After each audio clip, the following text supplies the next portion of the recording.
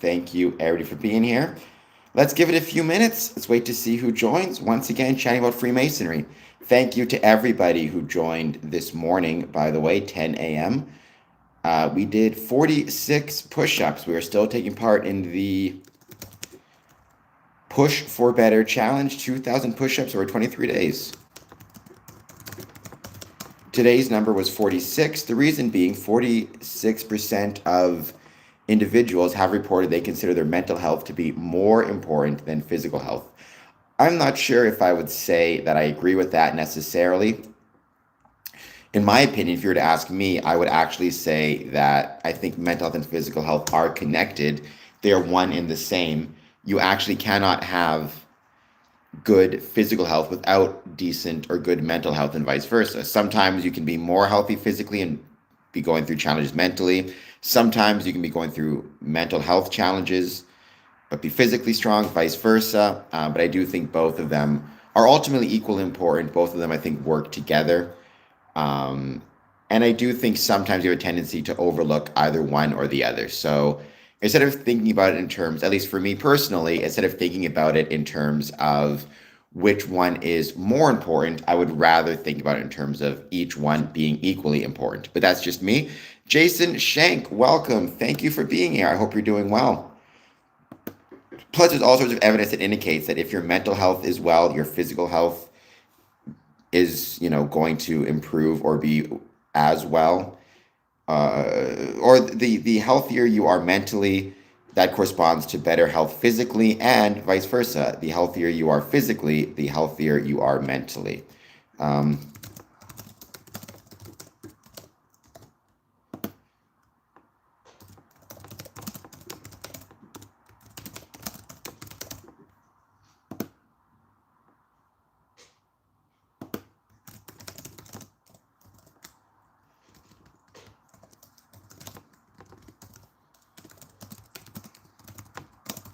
Let me just get this.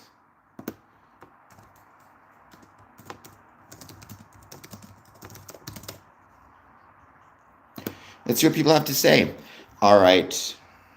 Thank you, Dream Seeker. I hope you're doing well. I hope the painting is going well. Like I said, whenever you want to meet up, just let me know. There's no rush. And whenever you want your coin, I've still got it. Let me know. Also, if you come to a dinner or a coffee club, or even the event on the 28th, I'll make sure to give it to you there as well. So just let me know what works best for you. All right, guys, thank you all so much for being here. Let's give it a few moments. Let's see who joins. If you're new to the stream, please take a moment, hit that like button, hit that subscribe button, and thank you all for hanging out. But thank you, Dream Seeker. I know you are, as you said, you are a exercise guy. You're working out constantly, so good for you. Good on you for that. You don't need to do push-ups with me. You're already doing your push-ups all the time, what you said. So good for you. Maintaining your physical health is important. Let's see what people say on the poll question, and let's just give it a bit of time, and let's see who joins.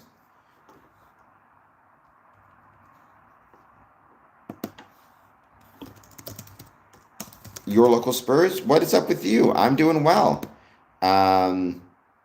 I had a great meeting yesterday with the Lodge of Perfection. Great meal afterwards. So that's fun. Tonight I'm going to see Rose Lodge. That should be fun as well. So yeah, things are going well.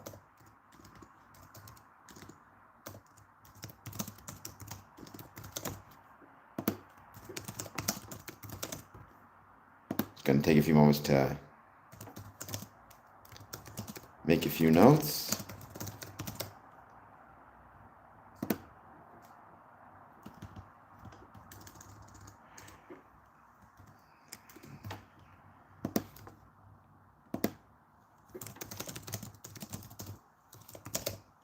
Let's see what people say for this one. Hello, Spirit of Justice. Hello, Coffee Black. You don't have to apologize for telling me I have a massive head, but I do hope you hit the like and subscribe button. Nikki Goldstein, why do you think, I don't know if you mean Freemasonry is scum, or if you think I'm scum, or if you think both are scum, but what makes you say that? Spirit, I love your picture. I don't know if that's one I've seen before, if it's new, but I just noticed the black and white checkered floor. By the way, Coffee Black, I really like your name because I personally love black coffee. It's one of my favorite things in the world. So more power to you.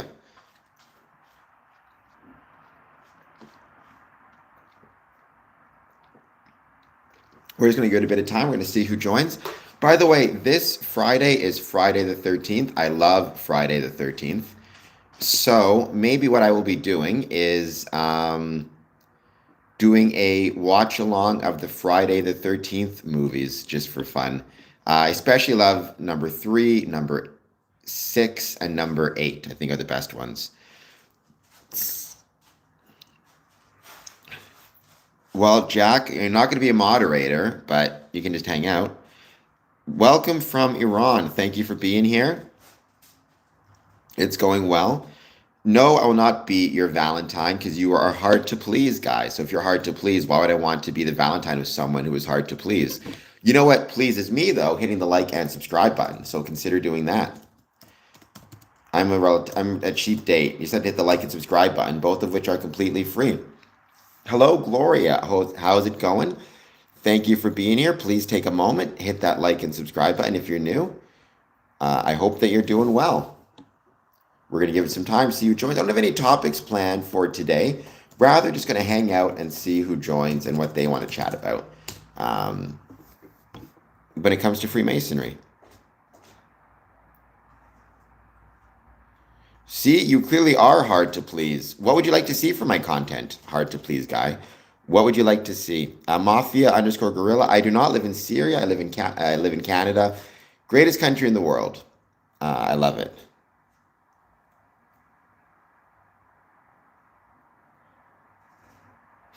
Laws of perfection, at least within the Southern Scottish Rite jurisdiction, as well as Supreme Council in Canada, it's the fourth degree through to the 14th degree. So it's a body within Scottish Rite. Scottish Rite is divided into three bodies. I forget what they're called in Northern jurisdiction, but again, in the Supreme Council of Canada, it's Lodge of Perfection, Rose Qua, and then Consistory. I might be a very boring guy, but I still appreciate you being here nonetheless. Drake, Justin Bieber, Avril Lavigne, Tragically Hip, Blue Rodeo, Shania Twain. We got some great Canadians here.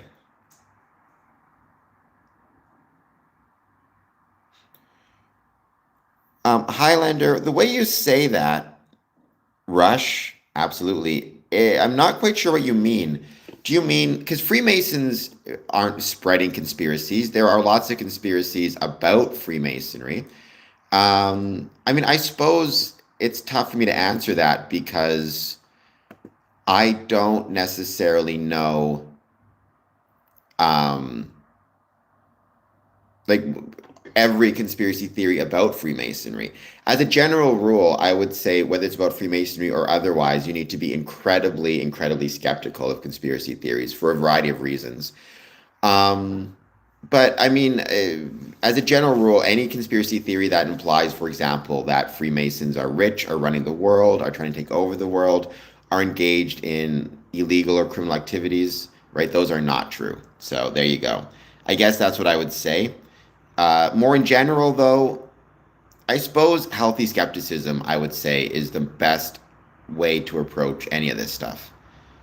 Um, yeah, and I mean, there's a lot of different reasons why people do make conspiracy theories, not just about Freemasons, but about groups in general. 13 Bloodlines through Vatican is a conspiracy theory about Freemasonry. I think healthy skepticism is always the best approach, and I also think you have to be able to use your own observations and your own judgments, or at least that's what I have to do, right? Again, I had this conversation with somebody on X a couple days ago. Is it possible that there, in fact, is some type of Masonic conspiracy of which I'm just completely unaware? Of course, right? I can't prove or disprove Like, if it's a secret conspiracy, of course it's possible. I've just never seen it. They're just really, really good at keeping things secret. However, I have been a Mason for almost 20 years. I have been to Masonic meetings around the world. I have been incredibly active in various degrees. I have interviewed Masons. I've done research on Freemasonry.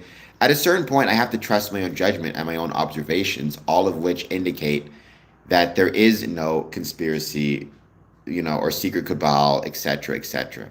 As a consequence of that, maybe I'm wrong, but I have to, at a certain point, just go with my reason and observations and judgment, all of which tells me Freemasonry is exactly what it purports to be, a civic or community organization that focuses on brotherhood, as well as trying to make communities and individuals better.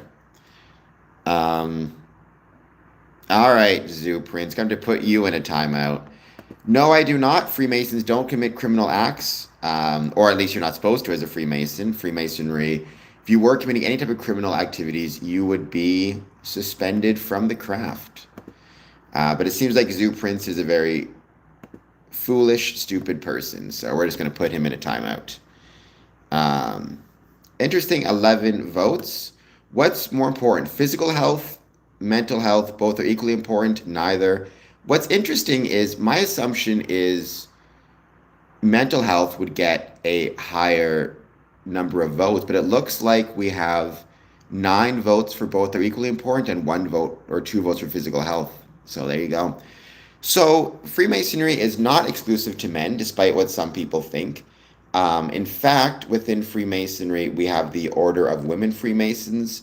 There's also Eastern Star. There's also, in some places, co-masonry. So there's even Rainbow. So no, it is not the case that it is exclusive for men, despite what some of the conspiracy theories will say. I do too, Dream Seeker. I do too. And I think a lot of times what matters most is just what you can do, period, right? If you're in a situation where maybe you've been injured, maybe you are recovering from who knows what, and as a consequence of that, maybe it's the case that you cannot, you're not able to work on your physical health. You can work on your mental health. You can journal, you can meditate, you can do breathing exercises, you can contact old friends. And by the same token, on the other side of it, maybe you're in a situation where mentally you're really, really struggling and you just don't think you're in the space to, for example, meditate or work on your mental health. You can work on your physical health in those situations. So do what you can do what you're capable of doing. I am a Mason, Bunny Goddess. I've been a Freemason for almost 20 years, which is crazy to think it's been that long. Please hit like, please hit subscribe. I would really, really appreciate it. PHAT, please hit like and subscribe as well. You're not wrong, Bunny Goddess. That is the case. And again, it's also why you want to be very careful that you don't put too much emphasis on any one single thing. Yes, you want to be physically healthy, but if all of your emphasis is on your physical health and you completely neglect your mental health, that could come back to bite you in the ass at a certain point. So I think both are equally important, and I think both are interconnected. I think depending on the time, there are certainly times in one's life where, for example, their mental health may take precedence or their physical health may take precedence. But generally, I think it's about finding a balance in terms of what you work with. Um, so Soho 2112. So I mean, I guess I disagree with you when you say the problem is that Masons allow all faiths because Freemasonry is a civic institution. So, we're not encouraging people to pick a particular faith or telling people they have to believe X or Y. We're rather respecting everyone's right to worship as they understand and as they, based on the name of God. Right? It's not a matter of like encouraging one way or the other. It's just accepting, which Soho, I'd assume you would do as well within your life. For example, if your neighbor is, let's say, Muslim, you're not going to judge him or not accept him as your neighbor, I would assume.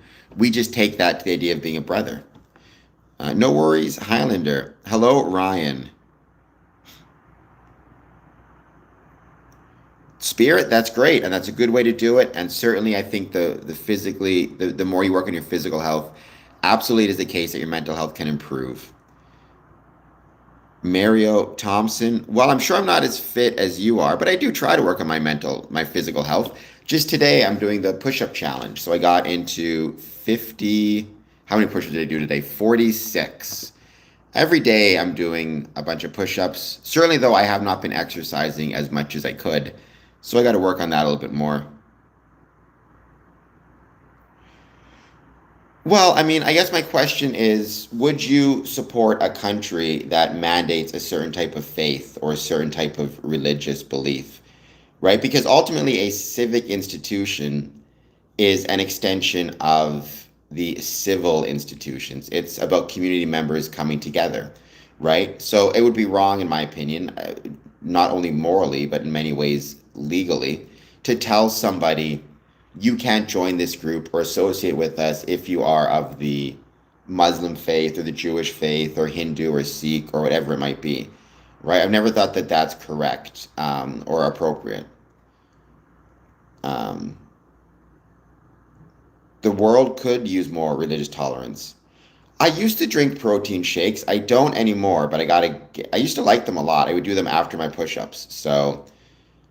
So yeah, I used to, but definitely I've gained some weight. Although I've always been a bigger dude. I mean, I am missing my legs, and at my heaviest, I was 175. I was born without my legs, right? And to be 175 without legs is pretty big.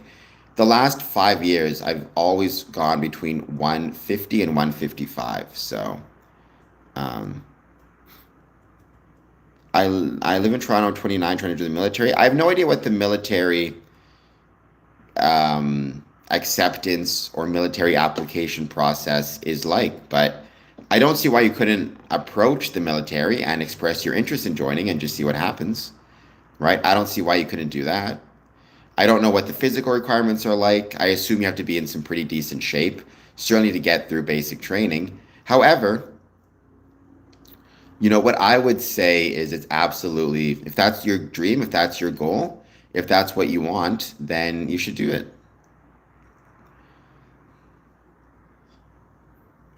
No, I'm talking about Freemasonry. Well, in the same way with the military, you can't quote unquote just join Freemasonry. Rather, you can just approach the lodge anytime you want and express your interest in joining and express your interest in being a Freemason and then go through the application process. I mean, it's not like being 29 is too late. I've known many Masons who've joined well after the age of 29, some as old as in their 40s or 50s, a couple even older.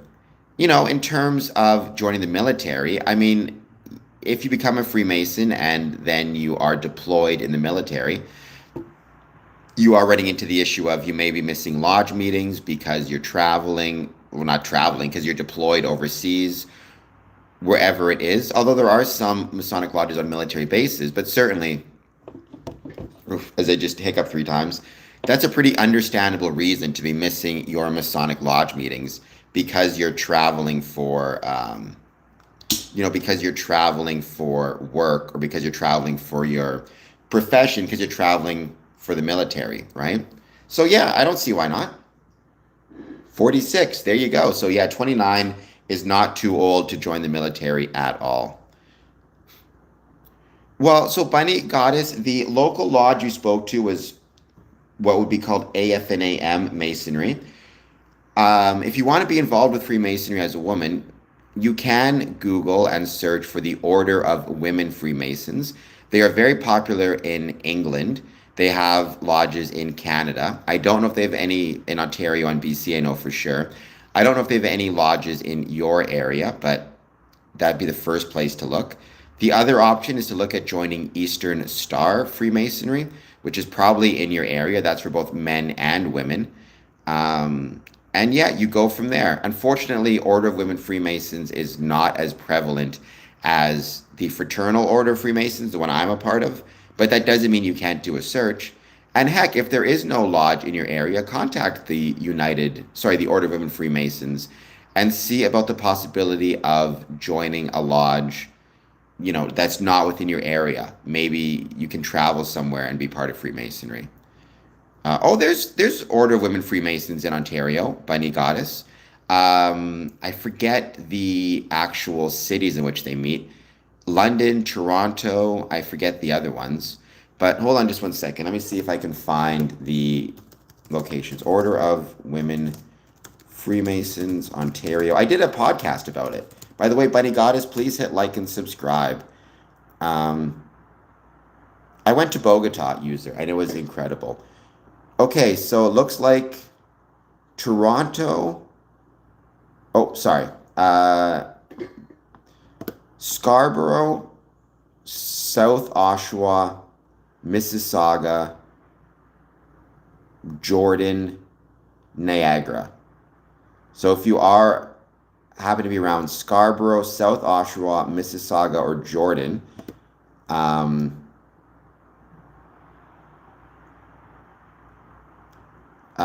you may be able to join the Order of Women Freemasons. And they're a great group. They're a great group of Masons, a wonderful part of the Masonic family. Or again, you can also look at joining Eastern Star. So there you go. Actually, they celebrated 70 years in Canada, October 28th, 2024. I'll take Witchcraft Leader. I have no problem with that. Honestly, I wish I had gone to Medellin as well, user, because it was super, beautiful, the images I saw of Medellin online. But Bogota had the Grand Lodge. Bogota has a beautiful Grand Lodge, and I loved it there. So I'd love to get back at some point too, because it was so beautiful. So the Elk Lodges and Knights of Columbus, so Patrick, they are related to Freemasonry in the sense that they're both civic institutions and fraternal institutions. So they kind of fulfill the same purpose as Freemasonry in that providing a civic space. However, they are not the same as in their different organizations, right? Like, you could not be an Elk and then automatically be a Freemason, nor a Knight of Columbus and be a Freemason. Also, the Knights of Columbus does have a religious component to it in that you have to be of a certain faith, Catholic, in order to be a Knight of Columbus.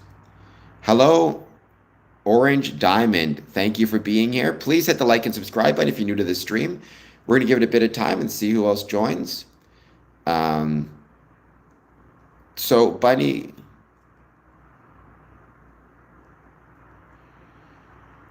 Well, I mean, so lesbian is not an issue. I wouldn't think so. I mean, I've known many gay Freemasons, so I would assume lesbian is the same thing. I guess my question for the trans would be, if you were, let's say, assigned male at birth, but transitioned to female, then Order of Women Freemasons would be the place to approach. If you were born female, assigned female at birth, but transitioned to male, then it would be the fraternal order. I can say personally, I'd have no problem sitting in any Masonic lodge with an individual who is, a trans male. I think the best, personally, I think that the best policy on this actually comes from the United Grand Lodge of England in 2018, which set up a policy that basically said, if you are assigned female, transition to male, you are a male for the purposes of Freemasonry and to join the fraternal order. But I can't speak for the women's, for the Order of Women Freemasons in Canada. You'd have to ask them and approach them directly. It's been 70 years since 2024. So 1950, it would have been thereabouts 1954, I suppose.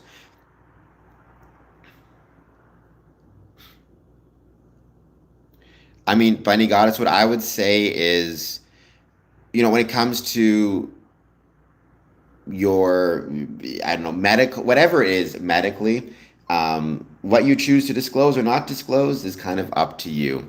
I would say if there's anything, I've argued in the past that we in Freemasonry should request medical background checks from members. That's primarily for issues, or applicants. That's primarily to know about issues that may affect their ability to be part of Freemasonry. So, for example, if somebody has difficulty sitting for long periods of time, um, it's worth it for the lodge to know that, because the worshipful master can take that member aside and say, we know that you have trouble sitting for long periods of time. This is going to be a longer meeting. So if you want to kind of sit, in a little bit more off to the side, feel free to stand up, stretch, whatever it is. Nobody's going to say anything because we know it's tough for you to sit for long periods of time. Or if, for example, you have some type of medical condition that makes you more at risk of stroke or heart attack or some type of medical emergency, knowing what type of medications you're on and if that's likely to happen means if there is a medical emergency, knock on wood, um, if you call 911 or you call 911, call an ambulance, you can tell the ambulance what medications the brother's on or where to find that information. Maybe he has a bracelet or something. Having said that, at the end of the day, any medical stuff is between you and whatever you are or not comfortable disclosing. But like I said, Bunny, if you happen to find yourself in, I know you said Ontario, Toronto, South Oshawa, Mississauga, and Jordan, or Niagara, there are Order of Women Freemasons lodges there. I did not know there was a town in Ontario called Jordan. I find that crazy. Jordan, Ontario is located, oh my gosh, it's actually located between Hamilton and Niagara Falls, relatively close to Niagara Falls. So that's cool. But Mississauga, I think, is the biggest Order of Women Freemasons lodge. Um, but yeah, Bunny Goddess, I mean, I wish you best of luck. And again, don't forget about Eastern Star. You can consider Eastern Star as well. In France, they have what's called co-masonry, which is not a recognized Masonic body, but it does exist as well. But I don't believe that exists much outside of France. No user drug tests are not required before joining. It would be weird. I think that would be probably a step too far. Having said that, I would suggest to somebody, if you are struggling with drug addiction, and by the way, that includes alcohol, that includes any type of addiction, gambling for that matter. Joining Freemasonry may not be right for you at the time because there are certain responsibilities that come with being a Freemason. You got to show up. Well, you don't have to, but you should show up. You should put some time and effort into it. There's memorization. If you're struggling with aspects of your life outside of Freemasonry, maybe you need to focus on getting those fixed or resolved first as best as you can before joining Freemasonry. That doesn't mean completely fixed. Obviously, we all come into Freemasonry imperfect, and we remain imperfect, and we remain having problems and issues. But it is absolutely the case that not just joining Freemasonry, but joining any group or organization, you're probably going to be in a position to enjoy it more, get more out of it, if you first and foremost have your life in some type of decent order. Well, that's awesome, Bunny Goddess, and I wish you best of luck on your Masonic journey. I hope that you'll keep us informed on the channel as to how it goes. Thank you, Dream Seeker, and thank you for being here as always. The idea of polarization in Canada, I mean, I think it's not exclusive to Canada. I think polarization is taking off more and more places around the world. How it is that I hope to see it, that the Freemasonry can act as a force for positive change, I think ultimately it comes down to providing an example for people, right? Within a Masonic lodge, you have people who are left wing, right wing, conservative, liberal, New Democrat. You have people of different religious beliefs, different ethnicities, different backgrounds. In all of these cases, right, it absolutely seems to me to be the case that if people in a community see that there can exist this organization that is called Freemasonry, that does welcome men and women, but men of all different faiths and backgrounds and politics, and is able to work beyond or past, the polarization that exists within Canada, then I think the example is in and of itself a force for positive change. People need examples. If every example people see is that of polarization, is that of people not getting along, is that of people of different political beliefs not being able to work together, one of the consequences of that is absolutely going to be that people stop believing it's possible or stop believing it's worthwhile. And I think that is the dangerous thing. So who is dividing and who is conquering, Keith Haskell? Please hit like and subscribe, by the way. Douglas Marks, thank you for being here also. I hope you're doing well. Please hit, anybody who's new to the stream, hit the like and subscribe button. Right now we have got, interestingly enough, 26 votes. What's more important? Both are equally important is at 77%, and then physical health is at 15. Do I listen to UK rap? What type of UK rap? Like, not really, but there was this one UK rapper that I really liked, but I can't think of his name now. Did this song called like "Shut Up," I think. It was really good, but I can't think of his name. He did a collaboration with Ed Sheeran. But Keith Haskell, when you say this is the model of control, who is controlling whom, right? I understand certainly divide and conquer can be a very effective tool at which to defeat an enemy. But who is dividing whom, I think is the question. Sorry, Mafia. No, it was, let me see if I can find the name of it now, because now I'm curious. Shorzy, I feel like. Stormzy. Stormzy. So I thought his stuff was pretty cool. He did a song with Ed Sheeran like 6 years ago called "Take Me Back to London." So I like his stuff.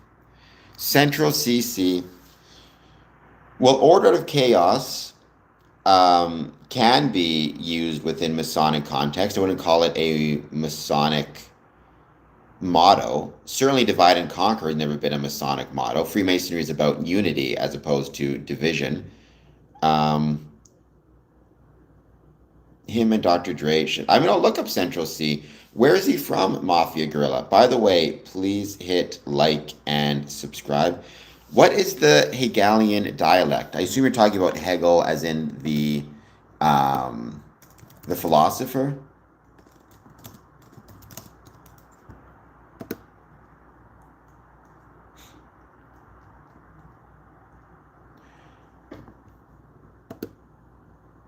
We should have, Zorain. Believe me, if we invented Taco Tuesday, we would be way more popular than we are. I think one of the biggest mistakes we ever made was not actually inventing Taco Tuesday.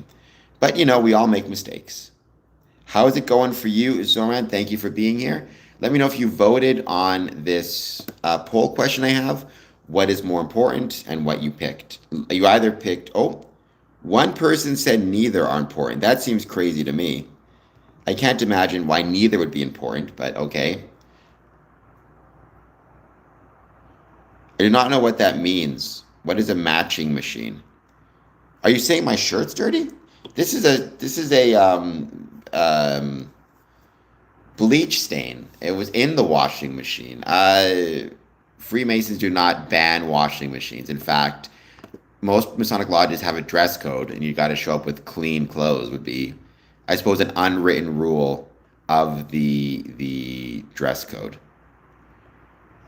I don't know what that is. I mean, I'm not really interested in the P. Diddy case. It just seems pretty just gross.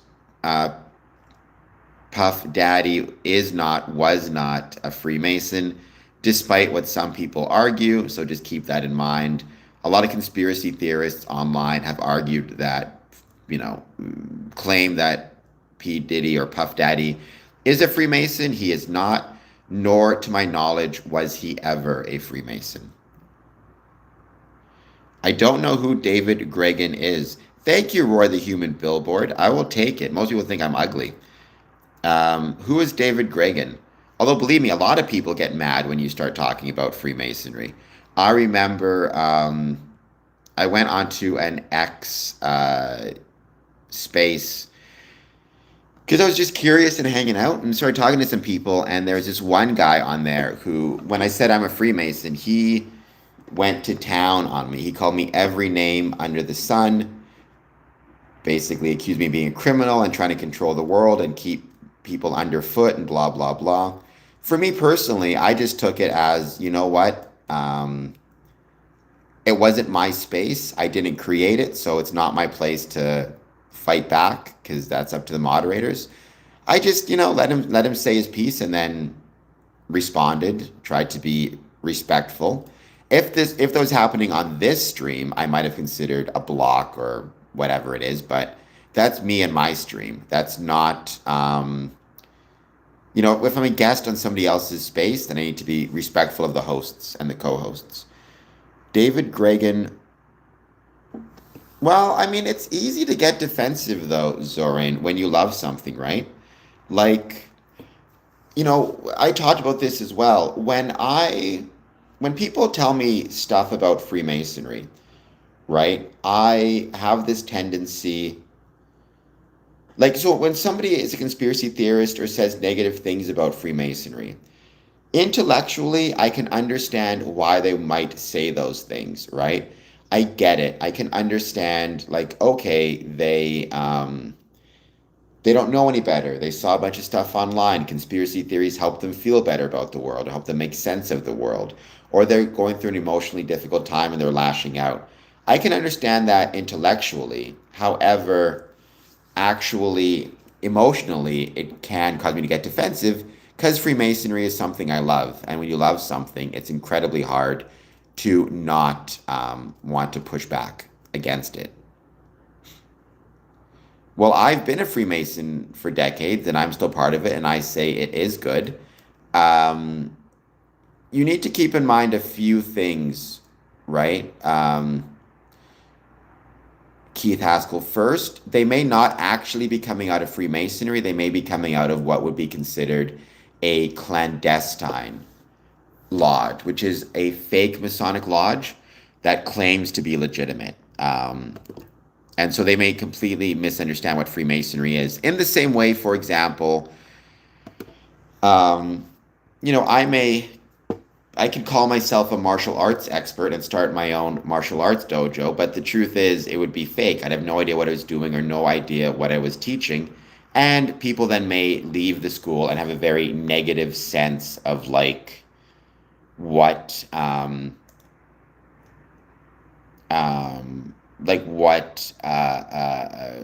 martial arts is. That can happen with Freemasonry and does happen with Freemasonry all the time.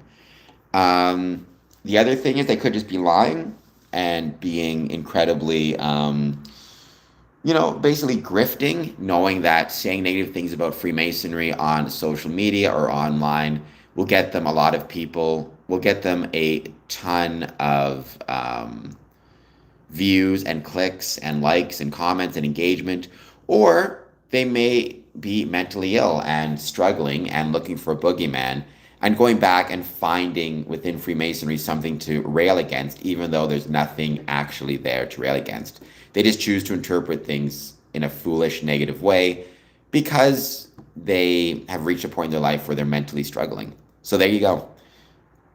No, not everyone who's coming is fake, but the other two options are there as well, right? They could believe what they're saying, but have been part of a clandestine lodge, or they could not understand kind of what Freemasonry is and are choosing to just say a bunch of nonsense about it.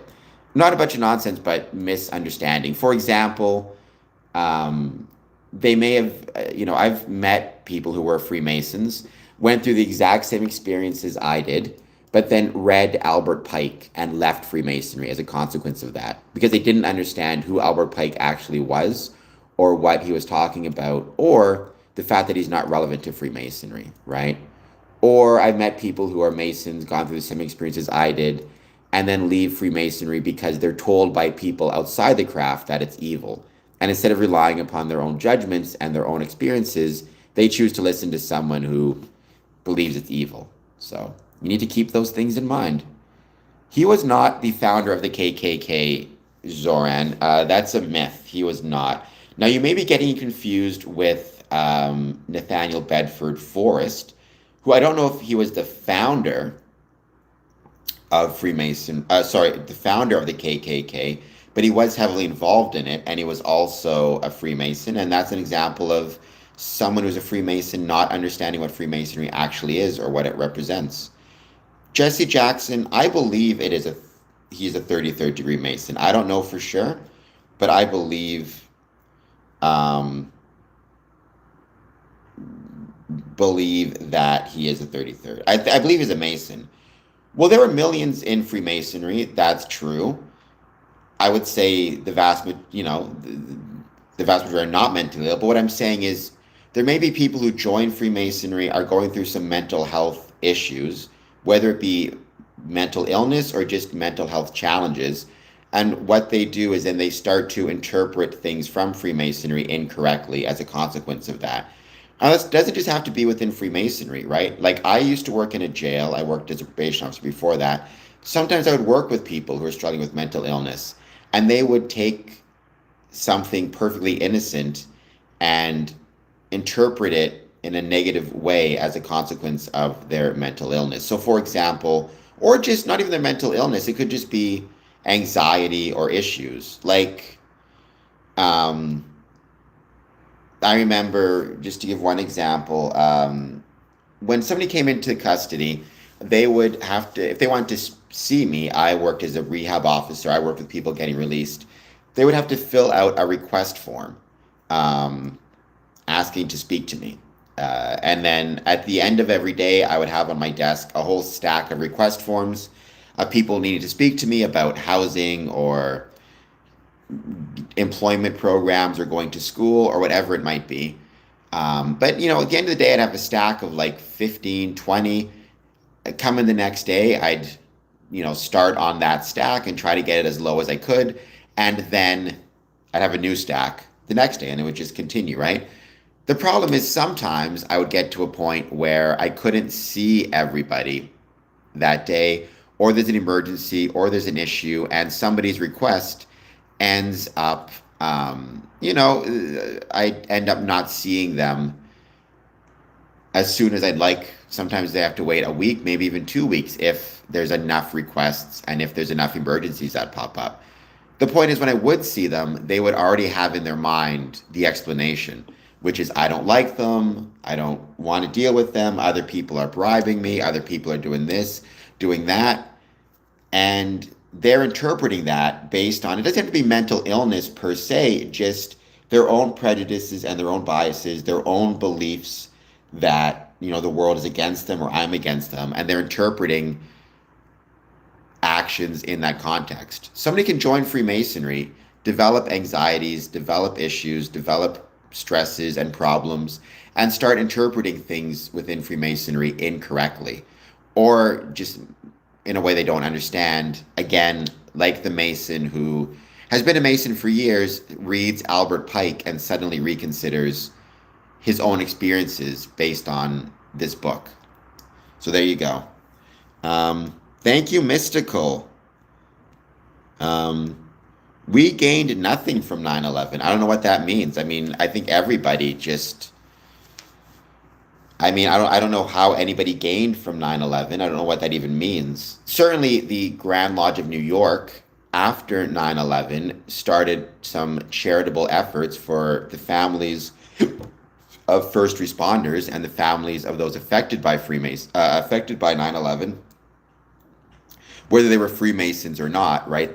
In some cases, the first responders, the fire, the police, they may have been Freemasons, or they may not have been. It didn't make a difference. In either case, the Grand Lodge of New York raised a great deal of money for different charities to support those first responders, as well as to support anybody who was affected by 9/11. And I think, to their credit, a lot of Masons from around the world actually donated to the Grand Lodge of New York for the purposes of helping first responders. Um, 62-year-old fan. Well, if you're very rich, I hope you consider giving a 99-cent super chat to this channel. Just 99 cents. John Benelli, please hit like and subscribe. Asked, if it's not evil, what's with all the secrecy? Um, well, I've given this example before. If Zoloft has helped you, good for you. Use it. Just make sure you're using it with a prescription, as you know, and checking with your doctor regularly. Um, I don't like the term secrecy. I prefer the term privacy. There are many things in life that we choose to, there are many things in life which we choose to maintain private for a variety of reasons, or which we choose, of which we choose to maintain the privacy and for a variety of reasons. If you have a family recipe that gets passed down through older generations to present generations, and the intention is to pass them down to future generations, you will maintain the privacy of that family recipe, right? Not because there's anything evil or wrong or bad about the recipe. In fact, you may share the final results. I mean, if it's cookies, every year you may bake batches of cookies from this family recipe to give to friends and family, to take to school, whatever it might be. That doesn't, you don't keep the cookies secret, but you keep the recipe secret, because maintaining the privacy of that recipe maintains the bonds of brotherhood, or sorry, maintains the familial bonds between the past and future generations of the family. Freemasonry, it's the same thing. It's about maintaining the bonds between brethren by maintaining the privacy of the ritual and the privacy of the ritualistic elements. It's what we pass down through generations. Also, not every ritual is the same. Like the ritual that I went through is different than what Brother Michael Moore went through, because we're different jurisdictions. If I start to share the private elements of my ritual, somebody joining, they're not going to go into their initiation with an open mind. They're going to go into their initiation expecting certain things, right? And happiness equals reality minus expectation. So I don't want anybody going into a Masonic ritual or ceremony with a set of expectations. I want them to simply be present, pay attention, and enjoy what they're going through, enjoy the process of the ceremony. And also, think about it like a non-disclosure agreement. Many businesses, groups, organizations, community groups, legal,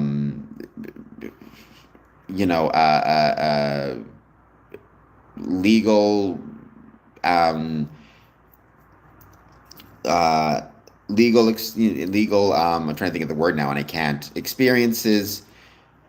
Many different groups require NDAs. We don't have those in Freemasonry. There's no actual NDA. You can say whatever you want without, fear of legal reprisal. But again, it's this idea of there's many valid reasons to maintain privacy.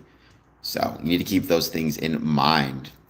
So Keith, Freemasonry is not a cult for a variety of reasons, but I'll give you the three basic ones. I've talked about this in a few streams ago. First, Freemasonry is not a cult because it does not require, it not only does it not require, but it does not expect or is not designed for unquestioned devotion to either a set of ideals or an individual. Freemasonry is democratic, meaning we don't have veneration of or unquestioned loyalty to any particular individual, even the worshipful master of a lodge, right? In such cases, he has a 1-year term. He can be questioned. He doesn't get to just say whatever he wants. And he can be voted in or out of the chair. And at most, he has a year before there's a new vote. So there's no unquestioned loyalty to either a set of ideals or the worshipful master or any individual. It's democratic in nature. Cults are not democratic.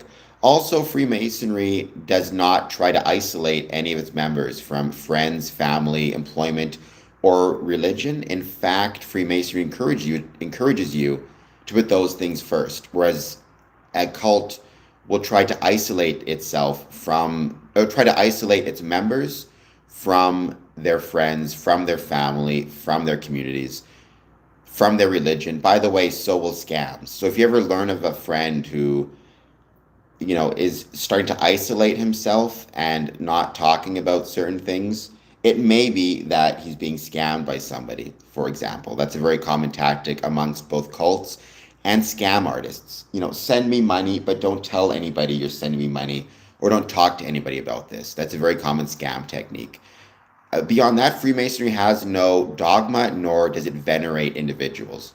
So, for those reasons, Freemasonry is not a cult. Keith, you are incorrect. Yeah, and as Uncle Cracker says, if that is your definition of cult, then by that definition, the Elks would be a cult, every college fraternity would be a cult, etc., etc. So, no, it's not the case. Um,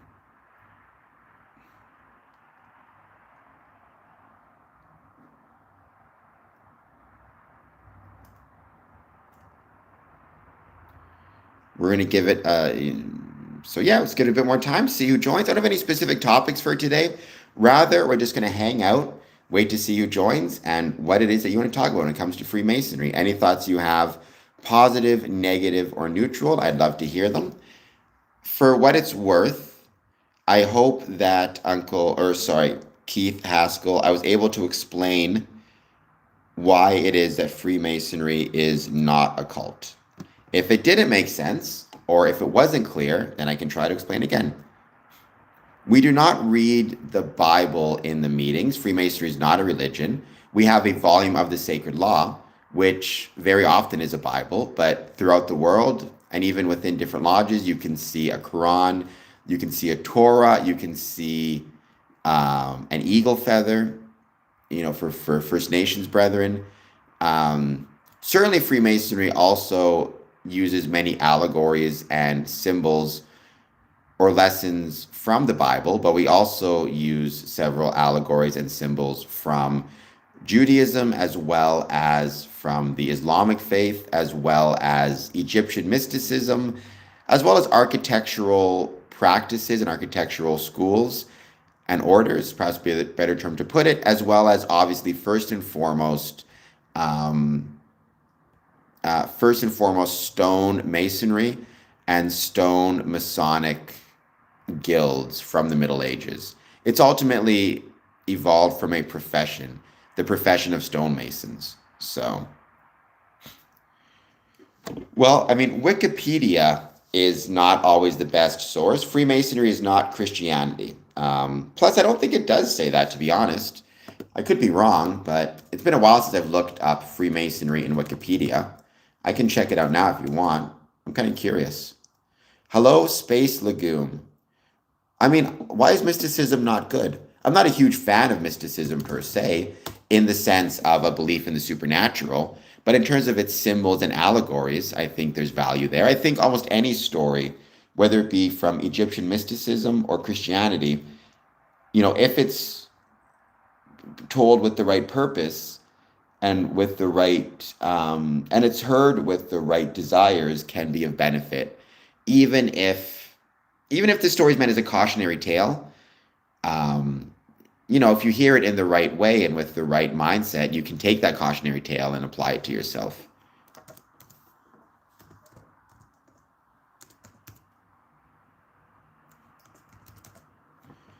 So I don't see anything indicating. So there's Swedish rites and rectified Scottish rites.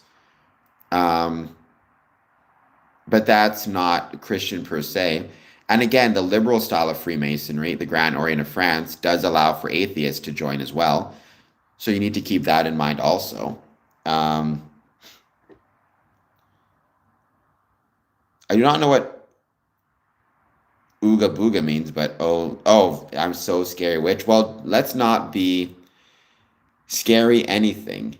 How's about that? Let's not be scaring anybody. I got to keep all my people on the stream. I just got 8 of you. By the way, please hit like, please hit subscribe.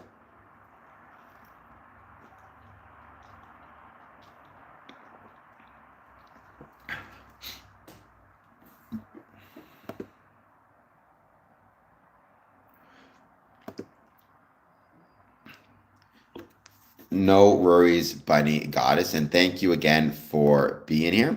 We're just hanging out, chatting about Freemasonry. Any thoughts you guys have, positive, negative, or neutral? Let me know. Don't forget, you can hang out, and support this stream in a variety of ways, including by doing a super chat of just 99 cents, hitting the like button, hitting the subscribe button, sharing the stream with others, following me on social media, following me on Patreon. You can follow me on Patreon for free as well. So, bunch of different ways to help a brother out. But for the time being, let's wait to see who else joins.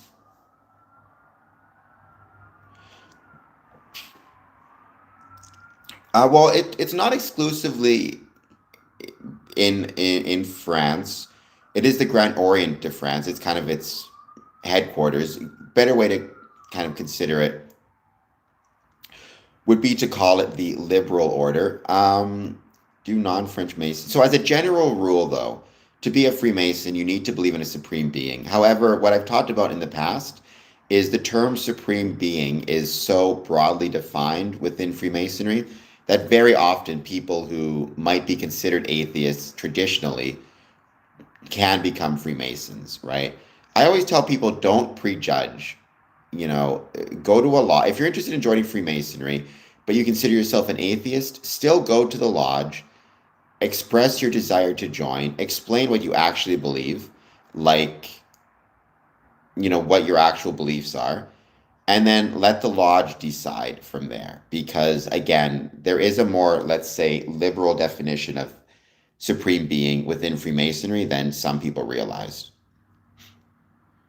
Nice, Brother Michael Moore. The Bikes for Book, that's a lodge program, right? Decide to write a book for aspiring prospects to Freemasonry, then a guide on the options available to them from within the fraternity. And a fellowcraft. Where is the fellowcraft going to be? In Detroit? Yeah, I heard about that before. I think I even shared some information about that before. It's an awesome program. My beliefs are Jesus. Nothing's wrong with that, light free. That's a excellent, that's an excellent belief system. And we have many Christian Freemasons, so that is awesome. Again, it's one of those things where Freemasonry is not going to discriminate against someone. There are some people who say that you cannot be a Freemason and a Christian, and that's just not the case. There are many Freemasons who believe that Jesus Christ is their Lord and Savior. Or I guess they would say there are many Freemasons who recognize that Jesus Christ is their Lord and Savior. Might be the way they put it. I don't know. But yeah, it's one of those things where, again, there is no Masonic discrimination, for example, against Christians, despite what some would claim. So Freemasonry is not satanic, and that's awesome, Brother Michael Moore. Looking to expand to 1 or 2 additional schools. Keep up the good work. It might be worth having you on the podcast at some point, even to talk about the program, because that'd be really cool. So Freemasonry is not satanic. That's a hard thing to say. When you ask the question, how can we know faith is enough? When Jesus said, many will come who claim to know him and will be turned away. I do not know how to answer that question because I'm not a theological expert. I would say in general and in life, faith is usually not enough per se, but is a prerequisite, because without faith, I'm not sure how you could actually accomplish anything. For example, every time I leave my house, I'm doing so taking a certain leap of faith. Now, it's a relatively small leap of faith, but I'm taking a certain leap of faith that I'm not going to get hit by a bus, knock on wood, that my house will still be here when I get back, that I'm going to have, if not a good day, at least a day from which I will survive. I think faith for life in general is something of a prerequisite. Now, faith in the supernatural is kind of a different can of tuna, and that is something we could discuss more. So, what difference would it make if I was a 33rd or not? And why do you think the 33rd degree is the highest degree in Freemasonry? Is my assumption, right?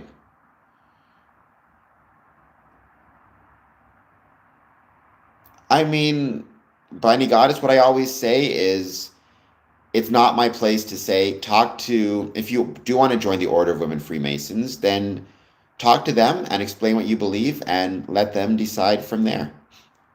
Um, that's up, you have to talk to the lodges. I'm sure that they wouldn't turn you away as in like send you out. You just have to explain what you believe and let the lodge decide. Um, but don't assume one way or the other. Just talk to them, explain what you believe, and you'll go from there. Um, I do not know what answer a 33rd would give. What I can say is, why is the 33rd relevant to you? Why do you go with ask me from a 33rd and not a third degree? My assumption is you have an incorrect understanding of Freemasonry and you assume that a 33rd degree Mason is the highest degree in Freemasonry, as opposed to knowing the truth, which is the third degree is actually the highest degree in Freemasonry. Um, what is the Morning Star? And by the way, again, what difference would it actually make? Why is the 33rd so relevant to you? Um, how does that sit with me? I have no issue with what you said. Again, I am not going to judge or be a reviler of anyone's faith or anyone's beliefs, so long as those beliefs are not harming or anyone else or illegal, right? So if somebody were to tell me, it is my religious faith that on the 10th day of every month, me and my friend go out into the woods and I don't know, we engage in some weird ritual where we drink one another's blood. I would say in that case, I would be very concerned about making them a Freemason because they're engaging in acts that are, I mean, if nothing else, incredibly, unhygienic, but I'm pretty sure also illegal. Or if they're actually hurting other people, obviously that's an illegal act and it wouldn't be respectful of that faith. But what you said, it doesn't seem like it's causing harm to anyone else. It's what you believe. So I have no issue with it. Um, well, but what does that mean? Like, what power, influence, control does a 33rd degree have within Freemasonry? If I'm sitting next to a 33rd degree Mason in Craft Lodge, um, what can he do in that lodge that I cannot do? And is he of a higher rank than, let's say, the worshipful master, right? Aside from the fact that you're incorrect with your general assumptions, you're also incorrect with the importance of the 33rd degree. Like, I know many 33rd degree Masons. They're good friends of mine. They're good people. I've been to 33rd degree events or events held by 33rd degrees. Um, but you're misunderstanding, what Freemasonry is. If you got rid of the first three degrees of Freemasonry, Freemasonry would cease to exist. In fact, when Freemasonry was first formed, well, initially there was just two degrees, right? But the Scottish Rite and the 33rd degree were grafted onto Freemasonry much later than when Freemasonry first formed. Um, if you were to remove the 33rd degree from Freemasonry, Freemasonry would continue to exist, and for 99% of Masons, nothing would change. And for the 33rd degrees, they would probably still keep coming to Craft Lodge and still be part of the craft. So the 33rd degree, look, it's an honorific degree. They are good men who are 33rd degree Masons. However, you are completely misunderstanding the structure of Freemasonry, the hierarchy of Freemasonry, why Freemasonry is important, and the fact that the 33rd degree does not speak for Freemasonry, right? Because, okay, what does that mean for Eastern Star? What does that mean for York Rite Bodies? What does that mean for the Shrine? What does that mean for the Worshipful Master? What about the Grand Orient of France? What about the Swiss orders? What about the youth groups? It's just a misunderstanding of the hierarchies of Freemasonry, as well as the importance of different degrees within the craft. Um, well, I mean, the lodge will have control over the 33rd degree when he's in the lodge itself, as it will for any member, right? So if I'm going to a Masonic lodge meeting, um, that let's say goes from 7:30 to 9:30, within that time period, I am voluntarily giving up a level of autonomy to be part of that meeting, right? I can't, if I was at home during that time, I could, wear my PJs, or I could walk around the house naked, or I could watch TV, or I could randomly jump up and down and swear. There's a million things I could choose to do. I wouldn't have to listen to anybody. I wouldn't have to be polite. However, by choosing to go into a Masonic lodge, I'm voluntarily giving up a level of autonomy, right? I now have to be respectful, polite. I have to dress in a suit and tie. I have to listen to the worshipful master. But the point is, I have to do that, and the 33rd degree Mason next to me has to do that, and the entered apprentice on the other side of me has to do that, right? And once I leave the lodge, then it's no longer about control, if that's the word you want to use. I'm not even sure I'm comfortable with the word control. It's more regulate, might be a better term. Um,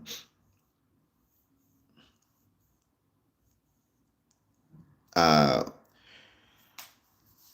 Yeah, as Zachary says, there's no higher degree than the third. That's something I keep repeating. This idea that the 33rd degree Masons are higher than the third degree Masons is just not true, right? That's not how it works. That's not how it operates. Freemasonry, there is a third degree, and after that, there are appendant bodies and honorary titles. Uh, I don't see what is satanic from human nature, human civilization requires at various points individuals perhaps reduce a level of their autonomy for the purpose of being part of a group or part of an organization or whatever it might be, right? Like whenever you go to work, whenever you hang out with family, whenever you hang out with friends, you are voluntarily relinquishing a level of autonomy in order to be able to interact with the group as a whole. Um, Once again, there is no higher power within Freemasonry, right? Freemasonry is not a religion. So there is no Masonic God, nor for that matter is there a Masonic devil. When I use the term supreme being, I'm talking about a specific, being based on my understanding of it. When a Muslim discusses the higher power within Freemasonry, they have a specific understanding of it. When somebody who's Christian, somebody who's Jewish, Hindu, Sikh, Indigenous, they all have a different understanding, a different interpretation of what the supreme being is and how it operates within their life. And they are encouraged, by the way, to maintain their religious affiliations and, in fact, be faithful therein. So there you go. You have to acknowledge a higher power, but not the higher power, because there is no Masonic higher power, right? So I have to acknowledge that I believe in a higher power, but again, whether I'm Christian, Jewish, Muslim, Hindu, Sikh, whatever else it might be, that is, that's for me to understand. That's why, for example, within a Masonic lodge, you can see a Bible, a Quran, a Torah, an eagle feather. I've even heard of gems being used for Wiccan, Wiccan Masons. So there you go. I do not know what a Thelemite is. And again, I think you're getting to the point where you just don't understand what you're talking about, but so be it. With Zachary, that's one of those questions where it's debatable. Some would argue Joe Biden was the last Masonic president, depending on how you feel about a Mason being made on site, quote unquote, as well as the legitimacy of South Carolina Prince Hall. It's a whole thing. I would say Gerald Ford is the last undisputed or uncontroversial Freemason. In terms of other connections, you could argue um, that it actually is Joe Biden. I would argue Joe Biden is a Freemason. The exclusive Mason to be actually made a Freemason the last day in office.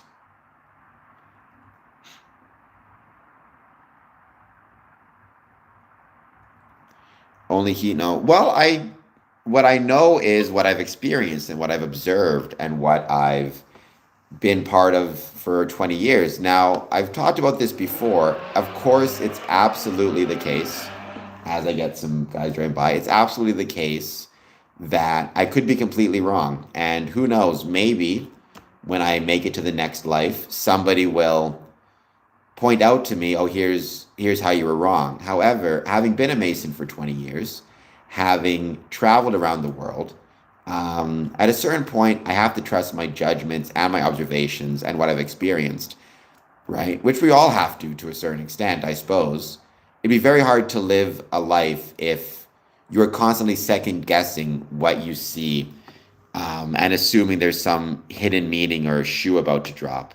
I'm not sure how you could actually even live your life. For example, if you were to look outside and it's a beautiful day, but you don't trust your senses or your observations, are you going to start walking around with an umbrella everywhere? Doesn't seem like a healthy way to live. Um, I do not know what green means. I don't think I'm green. Um,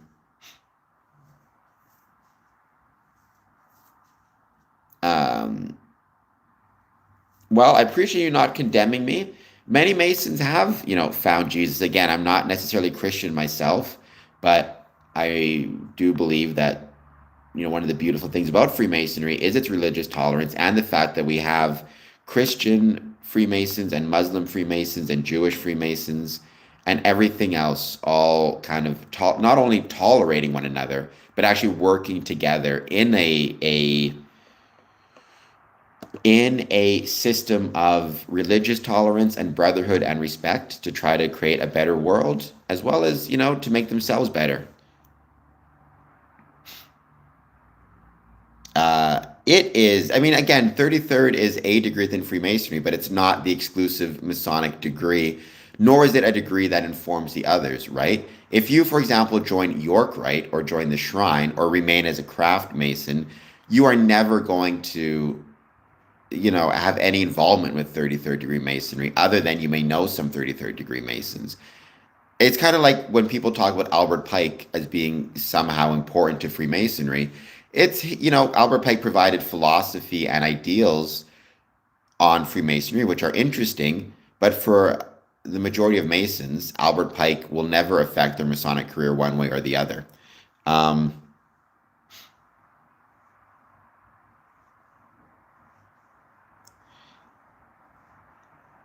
um,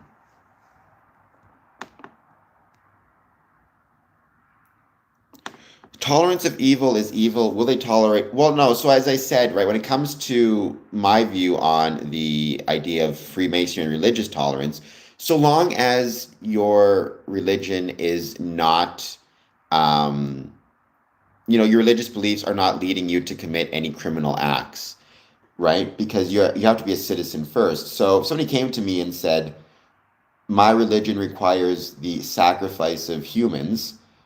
Well, I mean, first of all, what I'd probably do is call the police because apparently this guy's just admitted to murdering people. But I would not be comfortable with him being a Freemason. However, my suspicion from is you define evil very broadly compared to how I would define evil, right? I would never consider, for example, the Muslim faith to be evil or Jewish faith to be evil or someone who, let's say, has spiritual beliefs that are connected to indigenous communities, or is Hindu or is Sikh to be evil. Whereas it seems like you may be the type of person who has a very specific definition of evil and perhaps, is expansive enough to include any religion that is not Christian, which does not seem healthy to me, especially in a liberal society, for whatever it's worth.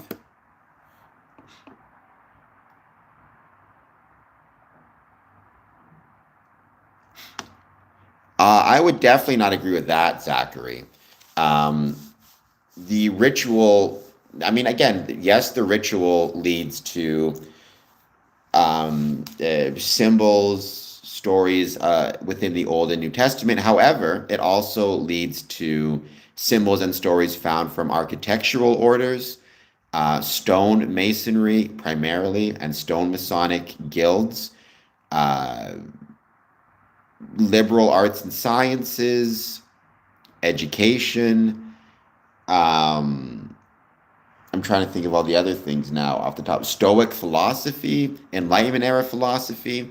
I mean, it does not all lead to one place. Freemasonry borrowed, and as its rituals were being developed, and honestly, its rituals have been developing over centuries and have had many authors. Within that, it borrowed or took from many different areas, symbols, schools, Egyptian mysticism to develop ritual. So the idea of all ritual leads to Old and New Testament, that's just not ever been the case in my experience. I would say at its most basic level, if you had to pick one origin for the ritual, it would be stone Masonic guilds of the Middle Ages. But even then, there's more. There's more than just that. Very few, Keith Haskell. I wish I knew more. I think we in Freemasonry need to spend more time respecting our Masonic brothers. Sorry, our actual stonemason brothers. Um, it happens, David. So Scottish Rite is a part of Freemasonry, but it's simply a part of Freemasonry. It is not the whole, and it is not the most important part of Freemasonry, even if you're a 33rd degree. It's simply a part of the whole. For many Masons, Scottish Rite is never part of their Masonic journey, and that's okay. They may join York Rite, they may join the Shrine, or they may simply remain within their exclusive, like, craft lodge. So don't worry, I have been drinking water, but I also got my coffee. So we're all set. I have no idea what that means, Keith Haskell, but that sounds strange to me. I don't know what it means, police equal 33. There's way more than 33 police officers or way more than 33 lawyers in the world. So I do not know to what you are referring.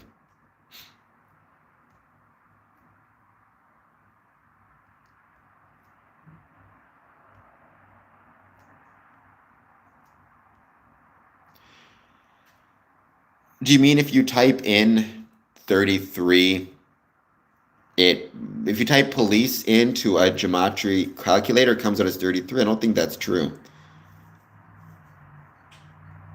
What is the archaeological evidence for King Solomon's temple? I mean, whether King Solomon's temple actually existed or not is highly questionable. I'm not saying it did or it didn't. I'm saying there's very little archaeological evidence to support the idea of the temple. I have read some interesting stories about, for example, King Solomon's uh, mines, excuse me, and the idea of King Solomon having kind of Mediterranean trade routes to bring him materials and men for the building of his temple, including the cedars from Lebanon, for example, etc., etc.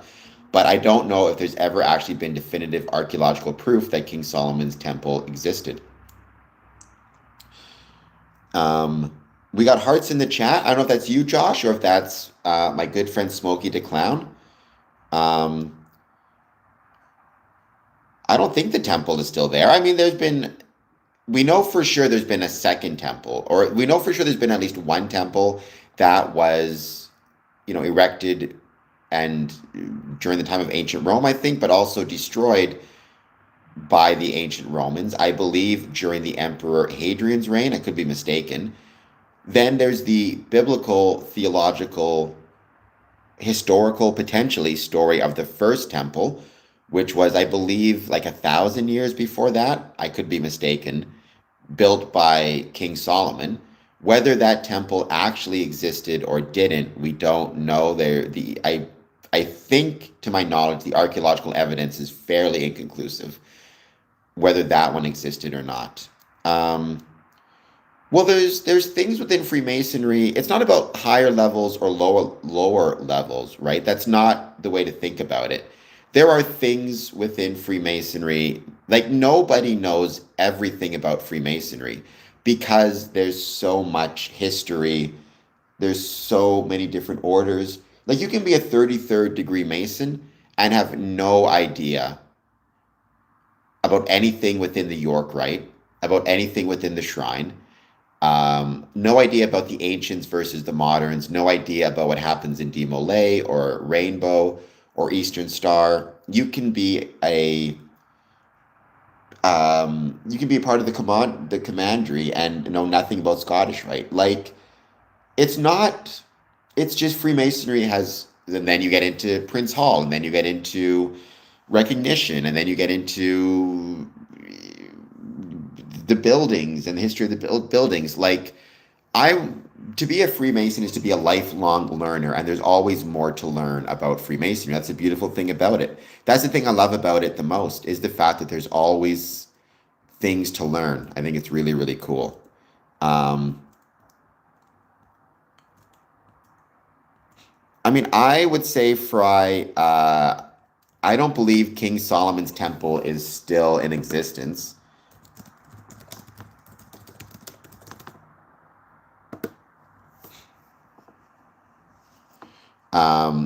According to history, it was destroyed by the Babylonians, I believe in 580 BC, something like that. Um, right. If you go to Google, it says, and again, I'm not saying it's the best source or the only source, but it is at least consistent with what I've read, which is there's no solid archaeological evidence for King Solomon's temple.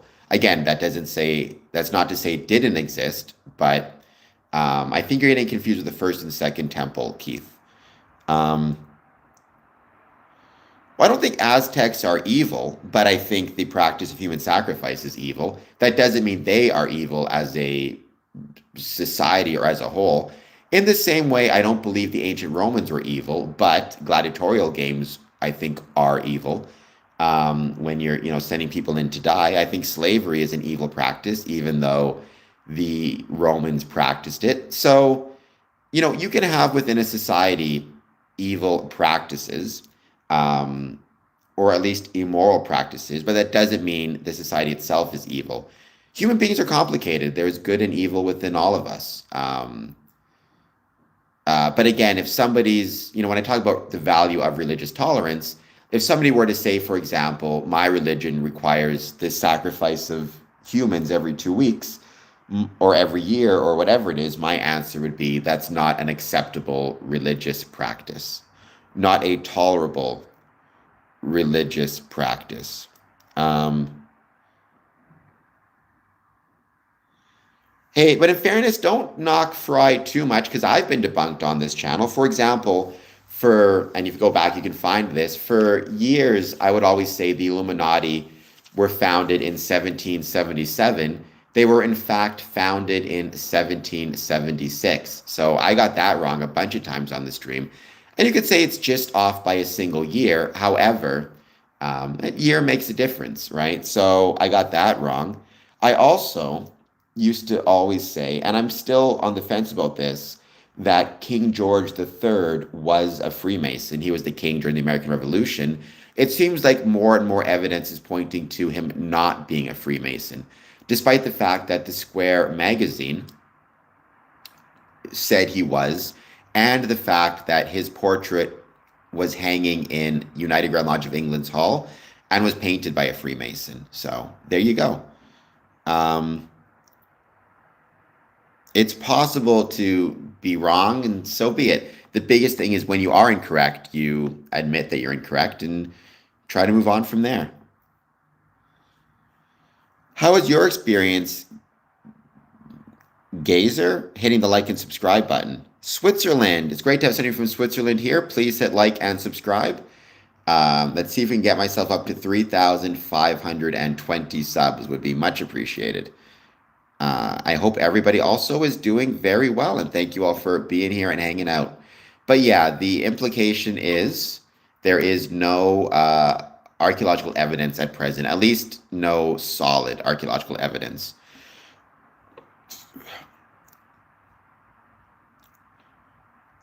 My objective standard for good and evil, I don't believe that there's an objective standard. I believe there's a rational standard. And rational is different than objective. Rational means within any given circumstance, you are able to recognize a good and a bad outcome based on your logic and reason, right? For example, if, in some ways, your body even knows the good and the bad outcome before you do. If I put my hand on a hot stove, for example, even before I'm able to, in my mind, think to myself, ow, that's hot, and then I'm going to move my hand away, my body automatically reacts and moves my hand away. And it does so because it recognizes that there is a bad outcome in harming the physical self, and it wants to protect itself, right? So I believe, I guess utilitarian is what you would call it. I believe in any given situation, it's possible to use rationality and reason to determine the good versus bad outcome and then to act accordingly. So, for example, I cannot think of a rational way to justify human sacrifice, right? That does not seem to me, based on my reason and my understanding of the world, I cannot imagine how killing people in order to appease a religious figure will in any way result in a good outcome for either the society as a whole or obviously the individual being sacrificed, right? So there you go. I guess you'd say utilitarian in some sense.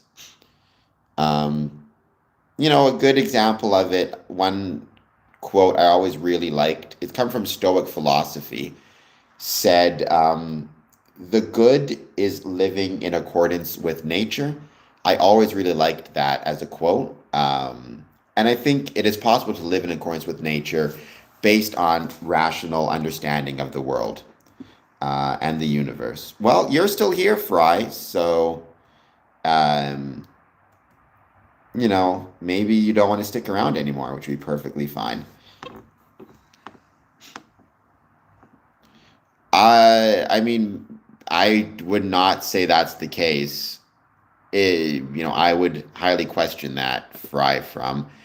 My evidence has been very different than yours. Now, again, I'm not saying it didn't exist.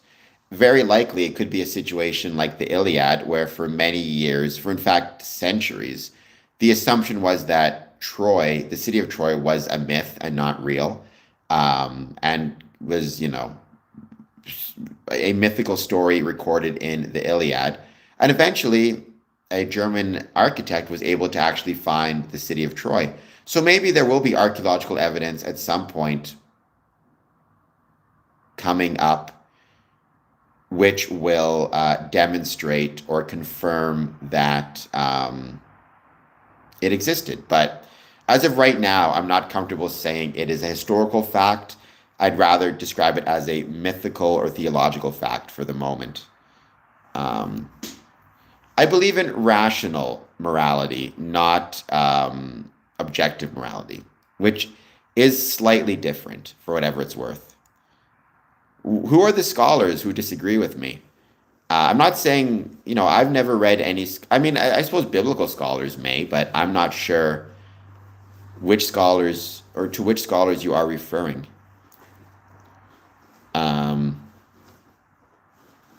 All things work together to glorify. I would say all things work together to glorify the great architect of the universe or the supreme being. And if for you that is within the Christian context, then that's great.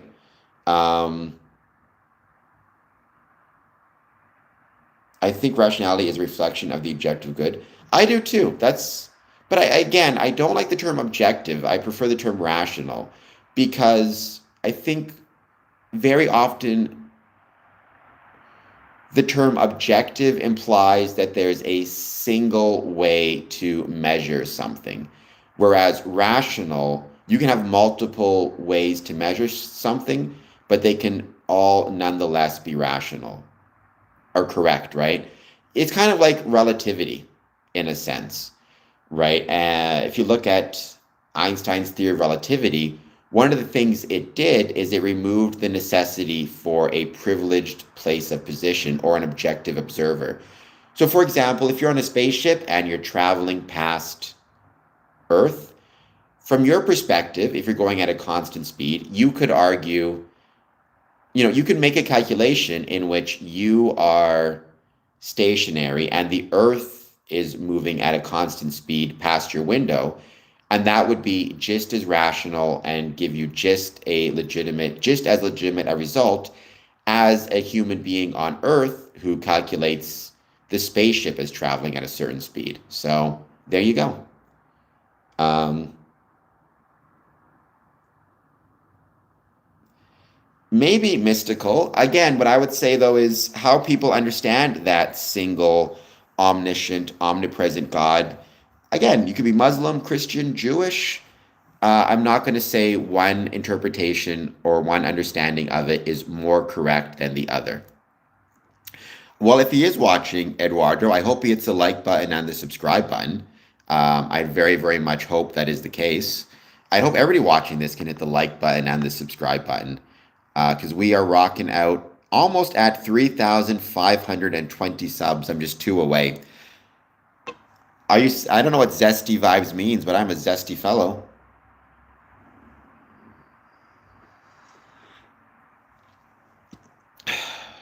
Well, I will check out those scholars and see what they have to say. Well, that's impressive. I'm a big believer that we should try to learn as many different languages as we can. So, if you were able to learn original Greek and Hebrew, more power to you. That's a very valuable skill, something you should be proud of. Bropez, can you hit the like and subscribe button, please? Um, Whoa, Luthando. I mean, I never said I was a Christian myself, right? I'm a Freemason. We in Freemasonry have many Christians as well as many other religious faiths. But if somebody feels or has a personal relationship with God, at least God as they understand it, then I respect that. Um,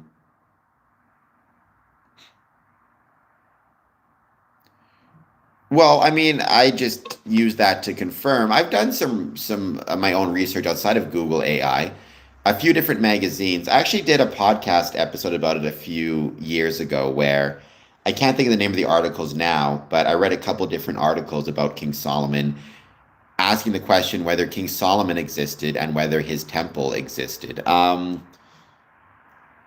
will say there was evidence of a significant trading route in the Middle East, travel, delivering different materials, sorry, Mediterranean, I should say, delivering different materials from different ports to Jerusalem. The argument seeming to be that those materials were necessary for the building of a grand structure, such as King Solomon's Temple. I would not say, though, that's sufficient evidence to me to prove the existence of King Solomon's Temple. Um, Well, Bunny Goddess, you definitely don't know everything I've ever said, so don't say that. And I would never want anybody to agree with me 100% because that would be not fun. And also, I've said a lot of stuff, and I've got a lot of stuff incorrect as well. So you need to keep that in mind as well. At the same time, right? You never want to believe anybody 100% or put your automatic trust and faith in them. Maybe you agree with everything I've said 100% on this stream, which is awesome. But there's a lot. There's a lot more stuff that I've said over the years. I'm sure some of which you would agree with, some of which you would disagree with. That's really cool. I mean, a few different lodges I've been to have an exact replica of King Solomon's temple built by a brother. So it's really cool. I mean, certainly whether you think it literally existed or not, we can go back and forth on that. The metaphor of King Solomon's temple is very important to Freemasonry, right? That is absolutely the case. There's no question about that. So a lot of lodges, what they do is they will create, a brother will create a replica for the lodge as a gift. Um, Whoa, I wouldn't say that. I think faith can very often be the type of, not even a tool, but faith can very often help people better understand and better approach the world. It can be misused, certainly, but so can anything. Oh, in the city. Nice. That is really cool. I'd love to check that out. Um, See, and I guess this fry from is where you and I would disagree. It is also, interesting enough, one of the reasons why the Catholic faith very often dislikes Freemasonry, because they would argue against the idea of democracy. I've always believed that democracy is ultimately the most moral form of government and is the best and correct form of government. Now, there are problems with it for sure, but I would rather live in a democracy than in any other type of government system. Now, when it comes to one's religious faith, that's very different, right? Religion is typically not democratic. Within religion, you have a single allowable interpretation, and that interpretation is, it comes from, for example, your priest, your rabbi, whatever it might be. Um,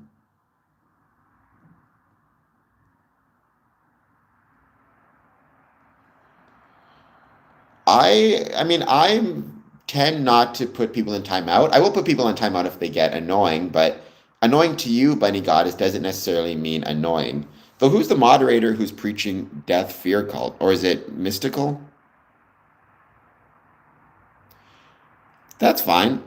Mystical is just expressing his religious beliefs. I'm not going to knock him for that. Um, Swamp Main, you're not wrong.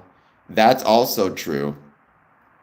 Um, but that's also true for many religions, I believe. I suspect that there are different interpretations of the Muslim faith, the Judaism, for that matter, there's many different types of secularism as well to keep in mind. So we need to keep that in mind also, right? I think my point is whatever religious faith that you have, um, it's not it's not the Masonic place to judge that belief. So long as you're not doing anything illegal or criminal or harming to others. Um, all right, Mystical, you need to calm down though a little bit. Just talk to me. Don't talk to people in the chat. Um, I'm sure there was a reason for it, Benjamin. I'm sure there was a reason for it. Class just started. I'm not sure if you're saying I'm lying, or if you're saying people on the stream are lying. Um, well, Bunny Goddess, my stream, my rules. What I would say is if I had somebody on here preaching Muslim fundamentalism or Jewish fundamentalism or whatever else, I would not kick them off the stream either. So there you go. Hello, Nature Boy. Please hit like and subscribe. Swamp Main, please hit like and subscribe. Sorry, I must have missed something. Who does favors for whom? Class just started. Freemasons? Like if one of my Masonic brothers needs a favor, I'll try to help him if I can. But I would also try to help my neighbor if I could. I'd also try to help my, non-Masonic friends if I could. For that matter, if I could do a favor to somebody on the street who I might need assistance, I would try to do that as well. So I'm not sure what you know, mean by that. I'm not sure what you mean by the calls on either. I guess I'm not sure to what you're referring. Class just started. Um,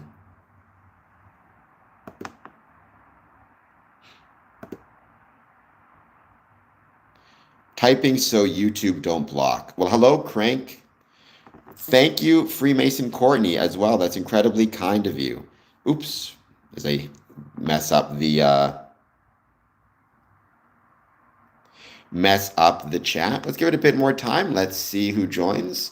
Please take a moment, as always. If you're just joining, hit the like and subscribe button. I'm one subscriber away from 3,520, so help a brother out.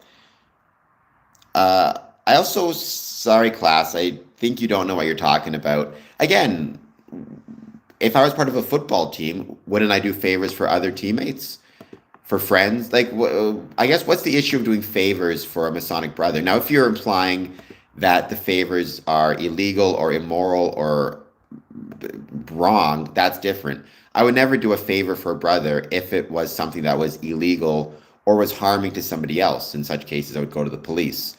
But, that's different than, the more people you know, the more people you have to call on for favors. Hello, Freemason Courtney. Thank you for being here. I truly appreciate it. I hope everybody is, again, doing well. I hope you're having an excellent, excellent day. Please take a moment to let me know what your thoughts are on Freemasonry. Answer the question I've got in the poll. In case you're curious, as of right now, we have 60 votes. In a landslide, the question of what is more important, physical health, mental health, both are equally important, neither are important. Both are equally important is at 65% of the vote. So of the 60 votes, well over 50%.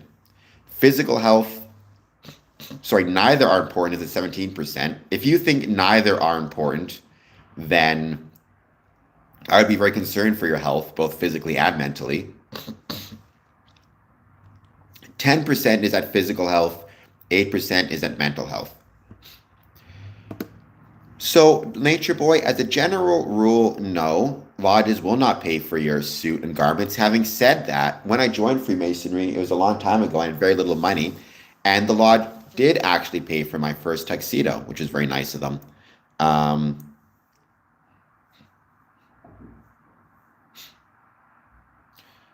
don't think the Bible is evil. I wouldn't say that, Bunny Goddess, at all. I think some people can interpret the Bible in an evil way, but people can also do that with the Torah or with the Quran or with, spiritual teachings from elders. It's how it's interpreted and how it's used and how it's utilized.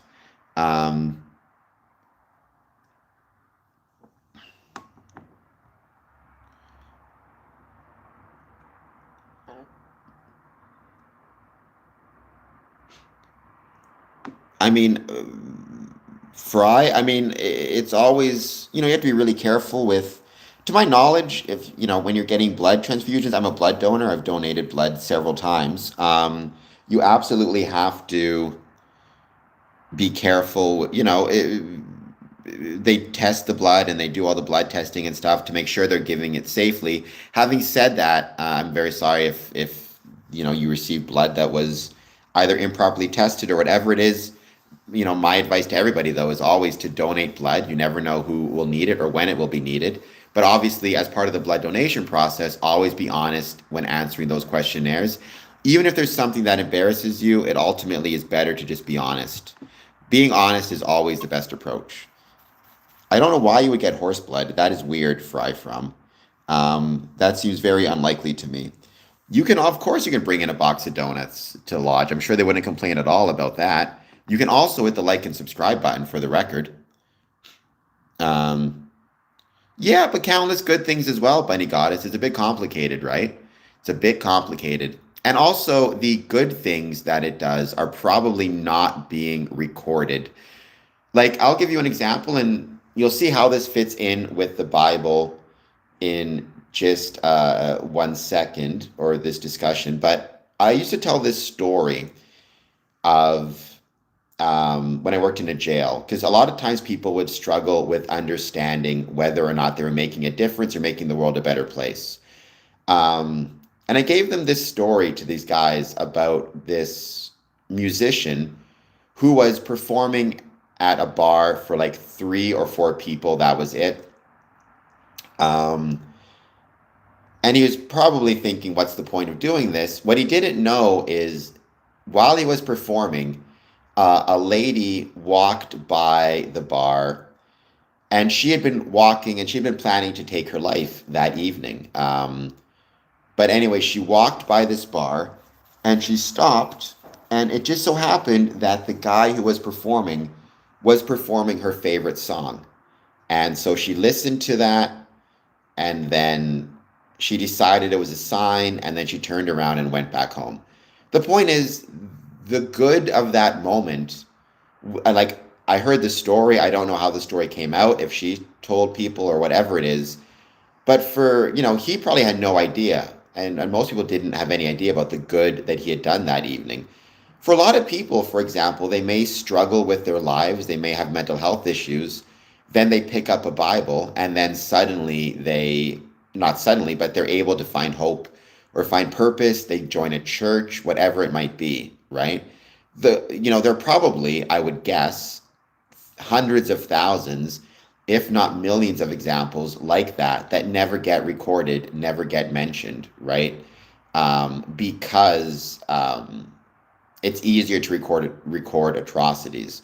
Or doctors and nurses who save people's lives, and get the strength to work through prayer, like Hacksaw Ridge, right, is an example. God, let me save one more. So I think it's a bit more complicated than you're allowing for Bunny Goddess, or Bunny Goodness, excuse me, or Bunny Goddess. Um, they are Freemason, Courtney. Um, well, I mean, I would say Christianity is good as a general rule, but it can be used in a negative way. Um,